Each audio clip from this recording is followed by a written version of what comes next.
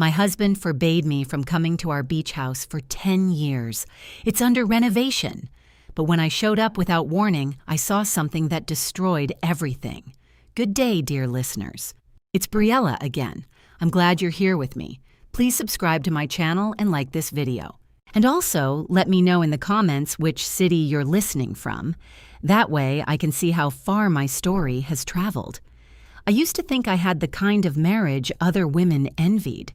Marcus and I had been together for 18 years, married for 15. And for most of that time, life felt like something I had carefully built and earned. We lived in a comfortable 4-bedroom house in Savannah, Georgia, the kind with a wraparound porch and hydrangeas lining the front walk. Marcus was a civil engineer. I was a high school history teacher. We had 2 kids, our son Derek, who was 14, and our daughter Lily, who was 11. We had date nights on Fridays and a shared calendar on our phones. We had a golden retriever named Biscuit and a neighborhood barbecue every 4th of July, and we had the beach house. The beach house on Tybee Island had been in Marcus's family for decades. His parents bought it in the 90s when property was still affordable out there, and when his father passed, Marcus inherited it outright. It was a small weathered cottage. Cedar shingles, blue shutters, a screened porch that faced the water. We used to spend 2 weeks there every summer. The kids would fall asleep to the sound of the ocean. I would drink coffee on the porch at sunrise and feel entirely at peace. That all changed 10 years ago. It started gradually, the way all bad things do, slowly enough that you don't notice until the accumulation becomes impossible to ignore. In the summer of 2014, Marcus told me the beach house needed work. The roof, he said. Some water damage. It wouldn't be safe for the kids. I believed him completely. I offered to help coordinate the repairs, but he waved me off. "I've got a contractor," he said. "Don't worry about it." I didn't worry about it. The next summer, he went alone to check on the progress. He came back tanned and relaxed, said the work was taking longer than expected. Old wiring, he explained, a foundation issue. Could be another year. Another year became another year. And then another. By 2017, I had stopped asking when we might all go together as a family. The answer was always the same. Soon, Claire, soon. It's complicated. Delivered with just enough frustration in his voice to make me feel guilty for asking. I told myself I was being patient. I told myself I was being a good wife. Looking back now, I understand that what I was actually being was blind. There were other signs I didn't read correctly at the time. Marcus began making solo trips to the island more frequently. Sometimes twice in a single month, always on weekends when I had teacher commitments or the kids had sports. He kept his phone face down on the table during dinner. He switched his email password and laughed it off as a security update. When I mentioned the beach house in conversation, a subtle tension crossed his face. Just a flicker, gone in an instant, before he redirected the subject. I noticed. But I told myself there were explanations. The moment that I now recognize as the true beginning of the end came on an ordinary Tuesday evening in April of 2024. I was clearing out the junk drawer in the kitchen, the one we all ignore for months until it won't close anymore, when I found a receipt. It had slipped behind an old takeout menu and a dead battery. It was from a home goods store in Tybee Island, dated the previous October. 2 sets of bed linens, decorative throw pillows, a set of wine glasses, scented candles. Marcus had told me he was in Atlanta that weekend for a work conference. I stood in the kitchen for a long time holding that receipt. The refrigerator hummed. Biscuit clicked across the tile floor and looked up at me. Outside, I could hear Lily practicing piano badly and happily. Everything around me was exactly the same as it had been 5 minutes before. But I was not. I put the receipt in the pocket of my cardigan. I finished cleaning the drawer. I made dinner. I smiled at Marcus across the table, and I said nothing. 2 weeks later, I drove to Tybee Island without telling anyone. It was a Wednesday morning in May. Derek and Lily were in school. Marcus was supposedly at a project site in Brunswick. I told my department head I had a personal appointment and left by 8. It's less than 20 miles from Savannah to Tybee, a drive I had made hundreds of times. The familiar marsh smell hit me as I crossed the bridge. My hands were steady on the wheel, but my chest felt like something was sitting on it. I turned onto our street. I pulled up to the cottage, and I saw what I saw. The roof was perfect. The siding was freshly painted. There were new wooden planks on the porch, potted plants along the steps, plants someone had been watering, a second car in the driveway, a woman's rain boots by the front door, a child's bicycle leaning against the cedar shingles. There had never been a renovation. There had only been a life, a second secret parallel life that my husband had been building for 10 years inside a house I was never allowed to enter. I sat in my car and I didn't move for 22 minutes. I drove home the same way I had come, across the marsh, back through the familiar streets of Savannah, and I did not cry until I was parked in my own driveway with the engine off. Then I cried for a long time. I want to be honest about what those first hours felt like, because I think people sometimes imagine that betrayal of this magnitude arrives with dramatic clarity, that you become instantly cold and strategic, a woman with a plan. That is not what happened to me. What happened was that I sat in my car and felt the entire architecture of my adult life shift beneath me like sand.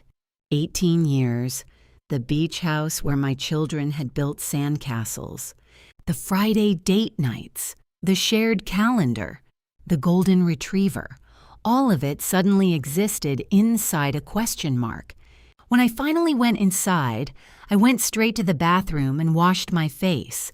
I looked at myself in the mirror for a long time. I was 51 years old.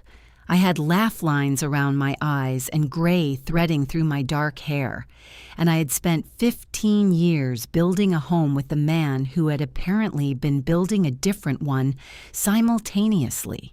What does a woman do with that? The fear came first. That is something I want to name plainly because I think women are sometimes ashamed to admit it. I was afraid. Not of Marcus specifically. He had never been a violent man, but of everything his betrayal implied. I was afraid of what divorce would cost financially, because even though I had my own income as a teacher, Marcus earned significantly more as an engineer. I was afraid of what it would do to Derek and Lily. I was afraid of the humiliation, the neighbors, the faculty lounge at school on a Monday morning. I was afraid of being 51 and starting over. I was afraid, most of all, of how long I had not seen what was right in front of me. But I had also been a history teacher for 23 years. And one thing that subject teaches you, if you are paying attention, is that fear is a tool. It can paralyze you, or you can use it as information. I let myself be afraid for exactly 3 days. I went to school. I made dinner. I answered Marcus when he spoke to me. I performed my marriage while I thought. On the third evening after the kids were in bed, I sat at the kitchen table with a legal pad, old habit from lesson planning, and I wrote at the top, what do I actually know and what do I need to find out? What I knew. Marcus had been maintaining the beach house not as a renovation project, but as a residence. Someone else was living there or staying there regularly. The rain boots were a woman's size. The bicycle was a child's. There had been a second car. He had lied to me systematically and continuously for 10 years. What I needed to find out Who? For how long? Whether there was a child involved, and if that child was his. What financial resources had been diverted toward this second life? What my legal position actually was? I turned the page and wrote, "First steps. I did not call a friend. I did not call my sister. I did not do what many women in my situation do first, which is to confront the husband and blow up the information advantage before they have anything to use. That instinct, to confront, to demand explanation, to have the dramatic scene, is completely understandable. It is also almost always a strategic mistake. I had seen enough history to know that the side which reveals its hand too early rarely wins. Instead, the next morning, I called a family law attorney. Her name was Patricia Harmon, and her office was on Bull Street in downtown Savannah, far enough from our neighborhood that I was unlikely to run into anyone I knew. I had found her name through a teacher colleague who had gone through a divorce 3 years prior. Discreetly, I called the colleague and said I was asking for a friend. Patricia had availability the following Monday. I also did something else in those 3 days. I began quietly documenting. I had access to our joint bank account online, and I began printing statements going back 2 years, as many as the portal would allow. I started photographing credit card statements that arrived in the mail before Marcus could collect them. I printed the receipt I had found in the junk drawer and put it in an envelope. I used my phone to take a picture of his work calendar on the days he had claimed to be traveling, cross-referencing them with my own memories of his absences. The pattern was unmistakable once you were looking for it, and I drove back to Tybee Island, not to the house this time. Not yet. I parked a street over and walked to a public beach access point with a clear sightline to the cottage. I sat on a driftwood log with my sunglasses on and I watched. After 40 minutes, I saw a woman come out onto the screened porch. She was perhaps 40, blonde in a terry cloth robe. She was carrying 2 coffee mugs. She handed one to Marcus. Marcus, who had told me he was at a project site in Brunswick. They sat together in the morning light and drank their coffee. A little girl, she looked about 6 or 7, came running out the back door, and the woman caught her and laughed. Marcus reached out and tousled the girl's hair. I took photographs on my phone. My hands did not shake. I drove home, uploaded the photographs to a secure cloud folder I had created under an email address Marcus did not know about, and I made dinner. Chicken piccata. Lily helped me set the table. Marcus came home at 6:30 and said it smelled great. I smiled and said thank you. I had my first appointment with Patricia Harmon in 4 days. I had the beginning of a file, and I had something I had not expected to have so soon, a plan. Patricia Harmon's office smelled like fresh coffee and legal briefs, and the moment I sat down across from her and slid my envelope of documents across the desk, I felt something in my chest loosen slightly. Not relief, it was too early for relief, but the particular steadiness that comes from no longer carrying something alone. Patricia was in her mid-50s, sharp-eyed, unhurried. She went through everything methodically. The bank statements, the credit card records, the receipt, the photographs from Tybee Island. She asked me precise, unsentimental questions. How long had we been married? Whose name was on the deed for the beach house? What was my approximate knowledge of our combined assets? Whether Marcus had any business entities separate from his employer? That last question stopped me. I didn't know. I had never thought to look. We had a joint checking account and a joint savings account and a retirement account each. Beyond that, I had operated on a comfortable and, I now realized, deeply naive assumption that our financial life was fully shared and fully visible to me. Patricia wrote something in her notepad and circled it. "We're going to need a forensic accountant," she said. "Not might need, going to need." She explained my position under Georgia law clearly and without drama. Georgia is an equitable distribution state, not a community property state, meaning marital assets are divided fairly but not necessarily equally. Length of marriage, contributions of each spouse, earning capacity, all of it factors in. The beach house, inherited by Marcus before our marriage and never retitled in both our names, would be treated as separate property unless I could demonstrate that marital funds had been used to maintain or improve it. Given 10 years of what appeared to be exactly that, Patricia thought there was a credible argument. She also said something that I wrote down verbatim in my notepad. If there is a child and that child is his, that changes the financial picture for everyone in ways you need to understand before you do anything. I drove home from that appointment a different woman than the one who had driven there. I want to describe what the next 2 weeks looked like from the outside because the contrast still amazes me. On the surface, nothing had changed. I taught my classes. I attended Derek's baseball game. I helped Lily with a social studies project on the Civil War. The irony of that subject matter was not lost on me. I cooked dinners and did laundry and had ordinary conversations with Marcus about ordinary things. He was, as he had always been, pleasant and unremarkable in his daily domesticity. A man who was very good at compartmentalizing. But underneath the surface, I was building a case. Patricia had connected me with a forensic accountant named Gerald Webb, who specialized in marital asset discovery. Through the documents I provided him, Gerald began pulling at threads. It took him less than 10 days to find what Patricia had suspected. Marcus had a sole proprietor, LLC, registered in his name, established in 2016.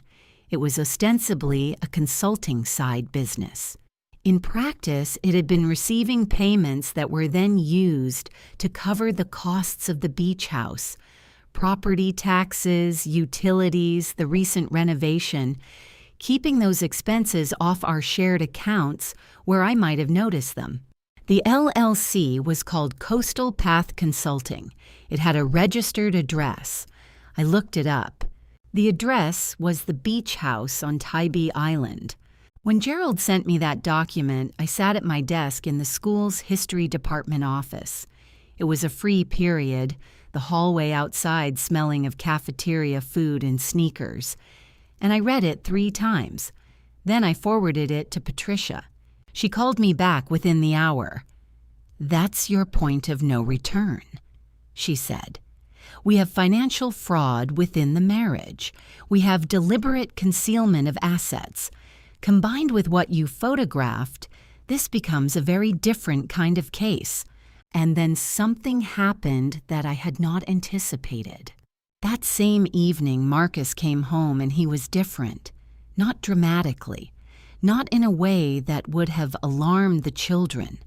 But I had been married to this man for 15 years, and I knew the texture of his moods, the way you know the feel of your own house in the dark.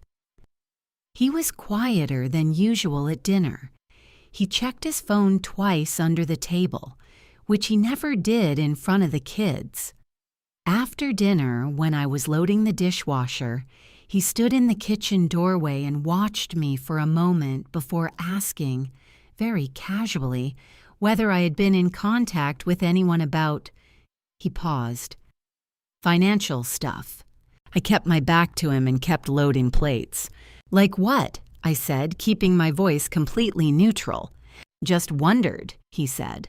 "Someone at the firm mentioned they thought they saw your car on Bull Street last week." Bull Street, where Patricia Harmon's office was. I straightened up and turned around with a perfectly calm expression. "I had an errand," I said. "Dry cleaners. Why?" He looked at me for 2 seconds, long enough for me to understand that something in him had shifted, that some antenna had gone up. And then he smiled. "No reason," he said. "Just asking." He went to watch television. I finished the dishes. But I understood with complete clarity that the clock had changed. He didn't know what I knew or how much I had gathered, but he had sensed movement. And that meant whatever came next needed to happen faster than I had originally planned. I called Patricia the next morning before school and told her what Marcus had said. She was quiet for a moment, then, "How soon can you be ready to file?" I had been thinking about that question for 2 weeks. 2 weeks, I said. "I need 2 weeks." She said she would have the petition drafted within the week. In the meantime, she strongly advised me to open an individual bank account and begin redirecting a portion of my paycheck there. Nothing dramatic, nothing that would look like dissipation of assets, just prudent separation. She also advised me to photograph any items of personal significance in the home, document jewelry, and ensure I had copies of all financial records stored somewhere Marcus could not access. I had already done most of that, but I went home that evening and did the rest. The filing happened on a Thursday morning in early June. I was at school when Patricia submitted the petition for divorce to the Chatham County Superior Court. By Georgia law, Marcus would need to be formally served. Patricia had arranged for a process server. I had made sure Derek was at baseball practice and Lily was at her friend's house that afternoon. Marcus was served at his office at 3:47 p.m. He called me 11 times between 3:50 and 4:15. I did not answer. I was sitting in my classroom with the door locked, watching the call log on my phone, grading papers I could not actually read because my vision had gone slightly blurry. Not from tears, from adrenaline. He came home at 5. I was in the kitchen. The children were not yet back. I want to be accurate about what happened in that room because it is important to understand who Marcus Whitfield actually is and who he had been all along beneath the pleasant, unremarkable surface. He came through the door, and for a moment he stood very still, and then he said my name in a voice I had never heard from him before.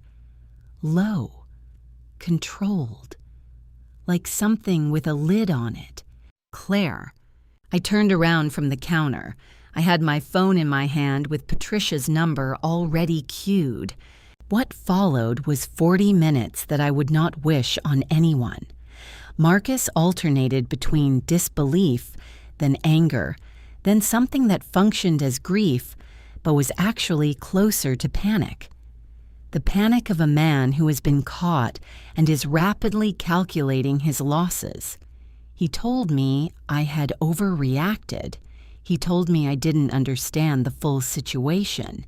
He told me the woman at the beach house, her name, he finally admitted was Renata, was complicated. He said the little girl's name was Sophie and that she was 5 years old and she was... He stopped. He didn't finish the sentence. He didn't have to. "Is she yours?" I asked. The silence that followed was its own kind of answer. Then the tactics changed. He sat down heavily at the kitchen table and told me that if I pursued this, I would destroy the children. That Derek and Lily would be devastated, their stability shattered, their college funds put at risk by a protracted legal battle. That I was being selfish. He said that word with a specificity that told me he had been holding it in reserve. That somewhere in his mind, the possibility of this confrontation had existed, and he had prepared for it. And then Renata called his cell phone. He declined the call, but not before I saw her name on the screen. A few minutes later, his phone buzzed with a text. I caught 2 words before he flipped it over. She knows. 2 days later, Renata drove to our house in Savannah. I was home alone when the doorbell rang. I opened the door, and there she was. The woman from the porch, in person, without the soft distance of a photograph.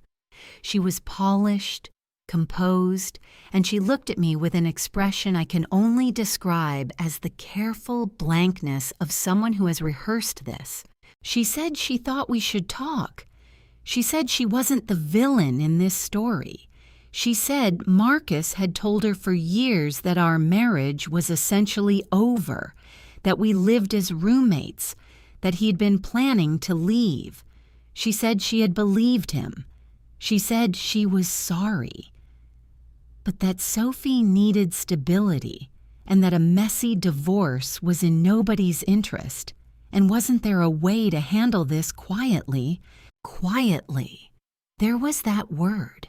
I looked at her calmly. I told her that I had legal representation, that all communication regarding the divorce should go through my attorney, and that she was standing on the steps of my marital home without an invitation. She held my gaze for a moment, and something shifted behind her eyes. The composure cracked, just slightly, into something colder. "You should think carefully," she said, "about what happens to your children if this gets ugly." "I have thought carefully," I said, "about many things." I closed the door. I called Patricia immediately. Then I called my sister Ellen in Charlotte, who'd been the one person I had told, and I said I needed her to come for a few days. She arrived the next morning with a bag of groceries and no questions I didn't want to answer. For 3 days, I let myself sleep, eat real meals, take walks with Biscuit, and not be at war. I needed that. Every general knows the value of rest before the next campaign. Marcus's first attempt at temptation came in the form of an offer delivered through his own attorney. Not Patricia's office, but through a letter forwarded to me directly, which was itself a minor breach of protocol that Patricia noted with visible irritation. The offer was generous on its surface. Marcus proposed that we handle the divorce through mediation only. No court appearances, no forensic accounting, no public record of assets. In exchange, he would agree to a settlement that gave me the house in Savannah, a lump sum payment, and full physical custody of Derek and Lily during the school year. He framed it as sparing the children the trauma of litigation. He framed it as the mature path forward. What he was actually offering was a controlled demolition, one that he controlled. Because what mediation without forensic accounting would have meant was that the Coastal Path Consulting LLC and whatever funds had flowed through it and whatever other financial structures Gerald Webb had not yet fully unwound would remain undisclosed. Marcus was offering me a decent outcome in exchange for allowing him to hide what he had actually built. He wanted to buy my ignorance with a comfortable settlement. I read the letter twice. Then I folded it, placed it in the file I kept in the lockbox under my bed, and I called Patricia. "No," I said before she could even finish summarizing it. "I expected that," she said. And I heard something in her voice that I recognized as respect. The weeks that followed had a strange quality to them. Marcus had moved out voluntarily. His attorney had apparently advised it to reduce conflict, and was staying, as far as I could determine, partly at a hotel and partly on Tybee Island.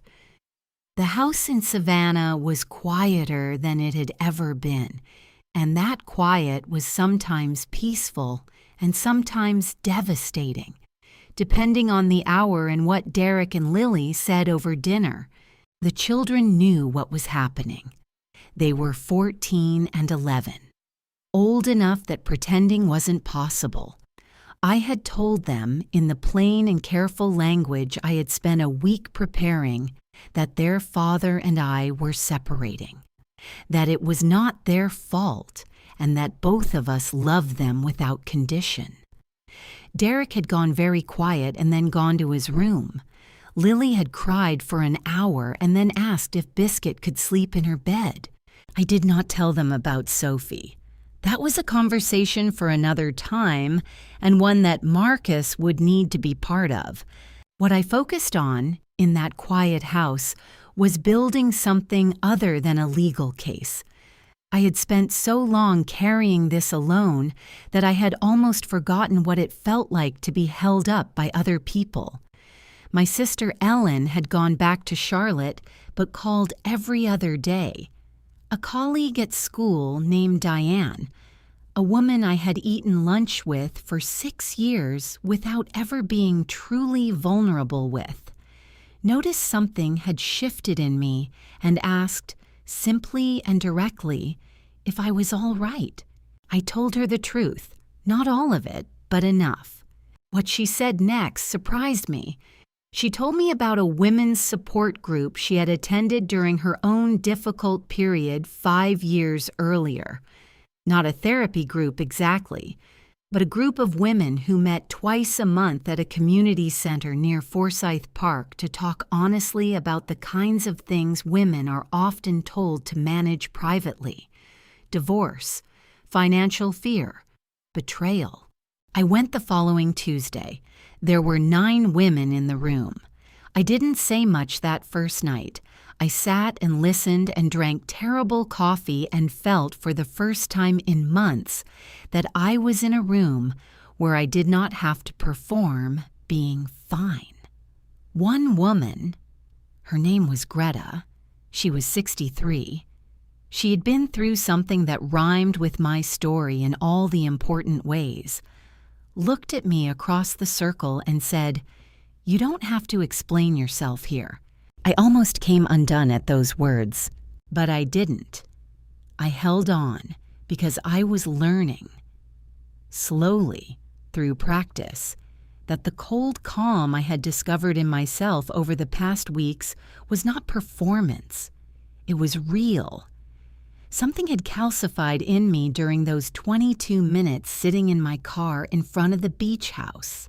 A knowledge, a certainty that I was not going to fold. Marcus and Renata were watching. I knew that.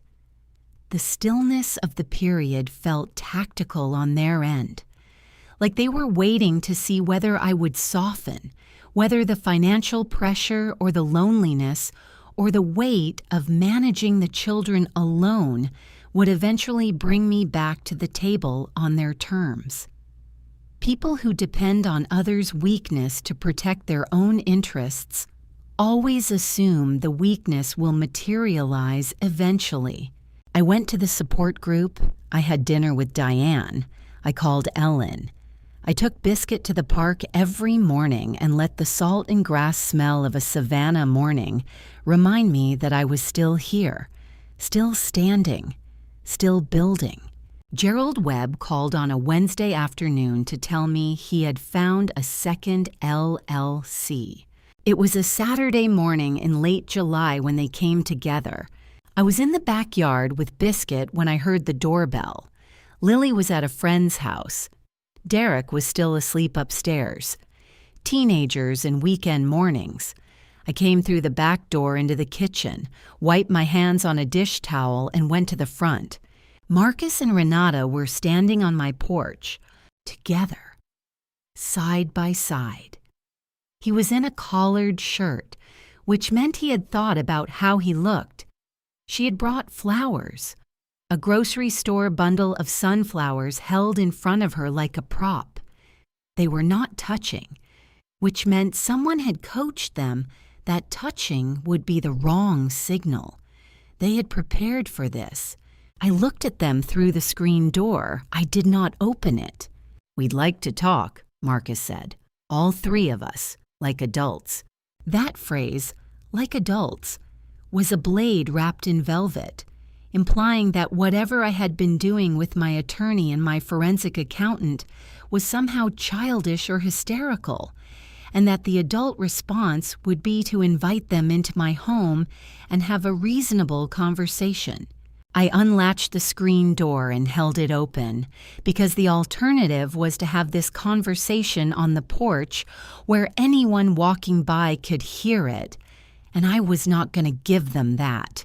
They came in. I did not offer them anything.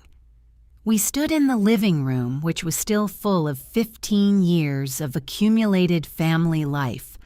Photos, Lily's crayon drawings framed on the wall, a shelf of the children's books they'd outgrown but I couldn't bear to donate. Marcus began.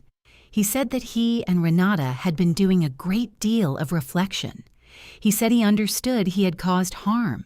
He said, and here I watched his face carefully, that he wanted what was best for all the children. He used those words deliberately, all the children. An acknowledgement of Sophie, finally made openly, deployed as leverage. Renata took her cue. She spoke quietly, with a kind of practiced vulnerability that I suspected she'd used before, in other rooms, with other results. She said she didn't want to destroy what I had built. She said she knew what it was to love someone and fear losing your stability. She looked around the living room in a way that was meant to seem empathetic and was actually surveying. Then they made their proposition. They wanted me to drop the forensic accounting process, not the divorce. They accepted the divorce was happening, but they asked me to agree to mediation, to allow the financial settlement to be structured through mutual agreement rather than court discovery. In return, Marcus said, he was prepared to be very generous. He said I could keep the Savannah house. He said he would set up education accounts for Derek and Lily.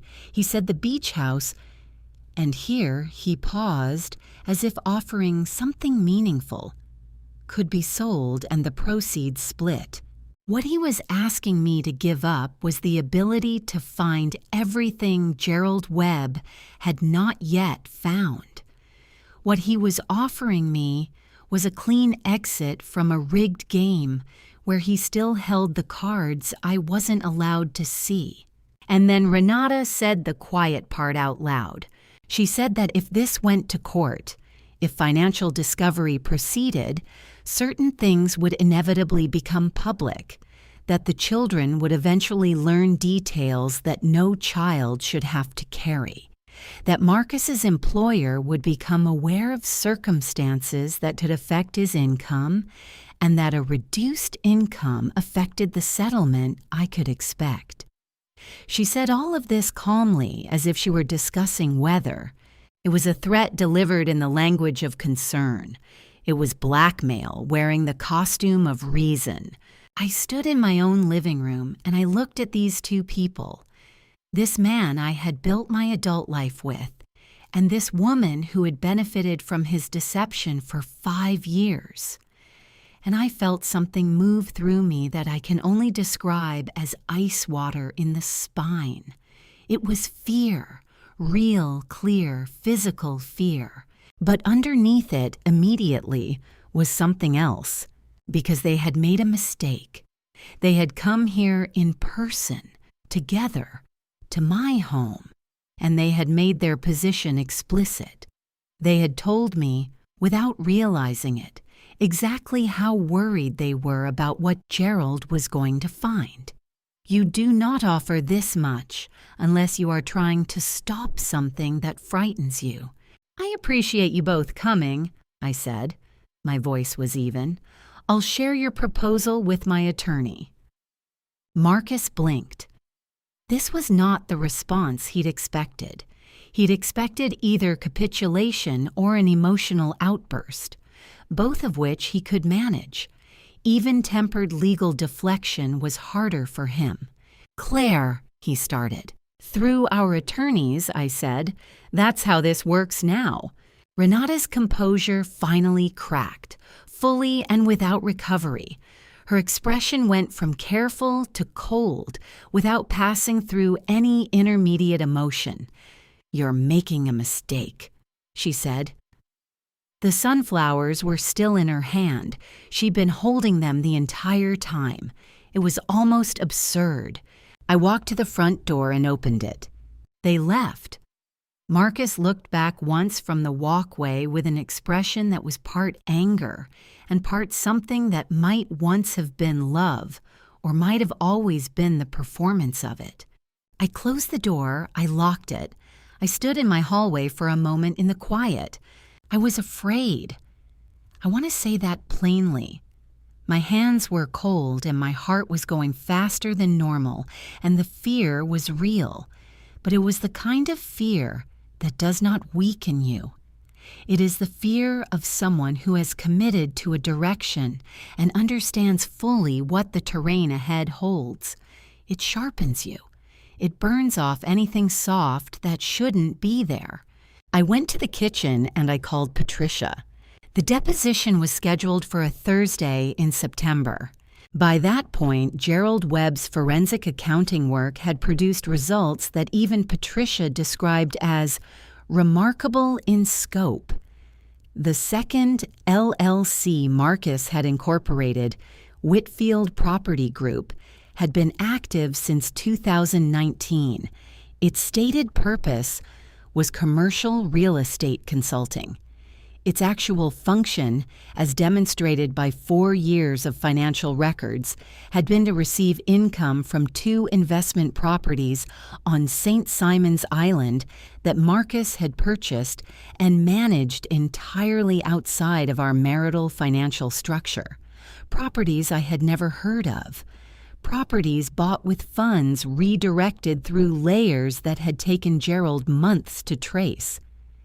When Patricia laid it all out for me the week before the deposition, she set her reading glasses on top of a stack of papers and said very quietly, "Claire, your husband built a second financial life the same way he built a second domestic one. Deliberately, incrementally, and with considerable intelligence."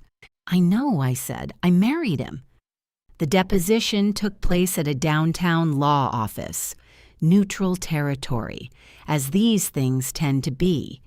Marcus's attorney was a man named Greer, smooth and expensive-looking, who radiated the particular confidence of someone who had won many rooms by making the other side feel they had not adequately prepared.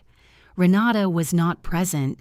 She had her own separate representation by this point because her legal interests and Marcus's had quietly diverged in ways that Patricia had anticipated and engineered. I sat across the table from Marcus Whitfield for the first time as legal adversaries, and I want to describe what that felt like. Not the emotion, but the texture. He looked tired. He looked like someone who had been managing too many things for too long and felt the structure beginning to fail. He was still well-dressed, still composed, but something around his eyes was wrong in the way that sustained anxiety makes people look wrong. A kind of low-grade desperation hiding behind the surface. I recognized it. I had looked like that in the months before I found the receipt in the junk drawer, though I hadn't known what I was anxious about. The deposition proceeded methodically. Patricia asked her questions calmly and precisely. Marcus answered carefully with the practiced caution of someone who has been extensively prepped. And then Patricia introduced the Whitfield Property Group documentation. She placed the first document on the table. The incorporation certificate, dated March 2019, and watched Marcus's attorney's face without looking at Marcus directly. Greer's expression didn't change dramatically, but something behind his eyes recalculated. He hadn't known. This was the moment I understood that Marcus, in managing the complexity of his 2 financial lives, had not fully disclosed everything even to his own legal team. Marcus looked at the document. Then he looked up at me, and for a fraction of a second, something fell away from his face. The performance, the management, the lifelong, careful control. And what I saw underneath was a man who had believed, at some fundamental level, that he would not be found out. Not because he was arrogant, but because he had been undiscovered for so long that the discovery had started to seem impossible. Patricia proceeded. She had the bank records. She had the property deeds. Both of them, on St. Simon's Island with Marcus's name alone on each. She had the tax returns for Whitfield Property Group, which Gerald had obtained through legal subpoena, showing 4 years of rental income that had never appeared in our joint financial picture. "Mr. Whitfield," Patricia said in a tone so level it was almost gentle, "can you explain how these properties were purchased?" He said he had used personal savings from before the marriage. Patricia showed him the account records. The funds had moved from a joint marital savings account in 2019. She showed him the transfer. His attorney asked for a brief recess. During the recess, I sat in the room with Patricia, and I looked at the rectangle of September light coming through the tall window, and I felt nothing dramatic. No triumph, no grief, no desire to weep, just a steady, settled quiet. The kind of quiet you feel when something that should have happened a long time ago finally happens. When Marcus returned from the recess, his attorney informed Patricia that his client wished to discuss the possibility of a comprehensive settlement. The shift had taken 47 minutes. What happened in the hallway outside that conference room was something that I believe Renata had been warned might occur, because her attorney, a brisk woman named Singh, arrived at the building 20 minutes after the recess ended. There was a brief, tense conversation in the hallway among the 3 attorneys. Marcus stood against the wall with his arms crossed, staring at the floor. He did not look at me. Renata arrived herself shortly after. She walked in wearing a structured blazer and the expression of someone who is performing composure while the composure is actually already gone. She looked at me across the lobby of that law office, and I saw it. The moment she understood that the strategy had failed, not adjusted, not recalibrated, failed. The second set of properties, the scope of the concealment. It had made the original negotiating position impossible. There was nothing left to threaten me with. Everything was already in the record. I looked back at her calmly. I did not speak. There was nothing left that needed to be said by me. The settlement negotiations took 6 weeks. Patricia had advised me from the beginning that once the full scope of Marcus's concealed assets was established in the legal record, the negotiating dynamic would shift completely. And she was right. The offshore obfuscation, the twin LLCs, the investment properties, the 10-year maintenance of a second household, all of it had been conducted with marital funds by a husband in a marriage governed by Georgia's equitable distribution statutes. The word Patricia used more than once was egregious. The word Gerald used was systematic. The word Judge Miriam Calloway, who reviewed the settlement agreement, used in her brief accompanying remarks was documented. What I received in the final settlement, the Savannah house in full, with the mortgage satisfied from marital assets, half the appraised value of the Tybee Island beach house, which Marcus was required to sell. The sale was court-supervised, meaning he couldn't manage the listing or the timing. Half the value of both St. Simon's Island properties, which were similarly required to be sold. A portion of Marcus's retirement accounts commensurate with my contributions to the marital estate over 15 years. Spousal support for 7 years, at a figure that reflected both my earning capacity as a teacher and the economic disparity the concealment had created. Full physical custody of Derek and Lily during the school year, with structured visitation for Marcus. His attorney fought on every line. Patricia held on every line. It took 6 weeks because Marcus's team tried, repeatedly, to reclassify assets, to argue about valuation dates, to minimize the spousal support figure. Each time, Patricia had documentation. Each time, Greer backed down.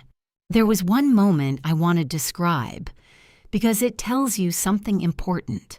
During the final negotiation session, Marcus's attorney made one last attempt to reduce the spousal support term from 7 years to 5, arguing that my earning capacity as a teacher made the longer term unnecessary. Patricia was prepared to litigate this point. I asked her, before she responded, if I could say something. She nodded. I looked at Greer and, through him, at Marcus, and I said, I spent 15 years contributing to a marital estate, while my husband was simultaneously diverting portions of that estate to fund a separate life. 7 years of support is not compensation, it is acknowledgement. The room was quiet. Greer looked at his client. Marcus said nothing. After a moment, Greer said they would accept the 7 years. Patricia did not react in front of them, but when we were in the elevator going down, she said, "Well done." In 20 years of family law, I don't think she says that often. The divorce was finalized on a November afternoon. I was in Patricia's office when it came through. She shook my hand. I called Ellen. I sat in my car in the parking lot on Bull Street, the same street where Marcus's colleague had spotted me all those months ago. And I let myself feel the weight of it entirely. Not happiness exactly. Something more complicated. The particular feeling of a long structural collapse that has finally reached the ground, and the air is full of dust. And the dust is beginning to settle, and what you see emerging is the foundation. Cracked in places, yes, but yours, recognizably yours, still standing. Then I drove home to my children and my dog and my house with the hydrangeas on the front walk. That evening I made chicken piccata, Lily's request, and we ate together in the kitchen with all the lights on. The first summer after the divorce, I took Derek and Lily to Italy. 2 weeks, a rented apartment in a small Umbrian town, day trips to Assisi and Perugia, and once, by train, to Florence. We ate at tables in narrow streets. Lily filled an entire sketchbook. Derek discovered he liked espresso, which horrified me and delighted him. We came home tanned and more genuinely together, the three of us, than we had been in years, because for the first time we were relating to each other without the invisible pressure of a lie that had been living in our house. That trip cost less than a month of the spousal support I received. I had not been to Europe in 11 years. I had just always assumed we'd go as a family, with Marcus, when the time was right. The time had been right all along. I had just been waiting for permission I didn't need. The changes that followed were not dramatic. They were the quiet, accumulating changes of a person released from a constraint they didn't fully realize they were under. I started a Saturday morning watercolor class near Forsyth Park. I had dinner regularly with Greta from the support group, who had become something close to a friend. At school, I was promoted to department chair, a position I had twice declined to apply for.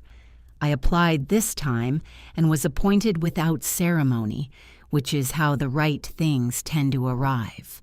Derek and Lily adjusted, not easily, but with the resilience of children who are told the truth and supported consistently.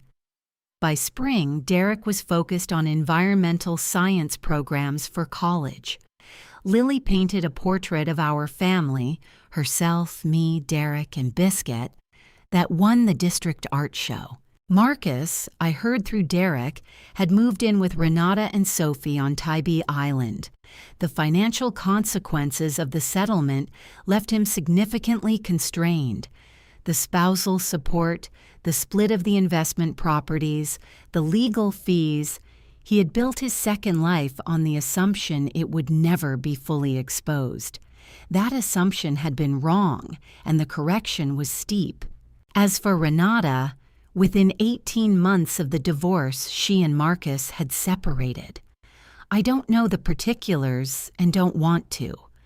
What I know is that a relationship built on concealment rarely survives the removal of the secret.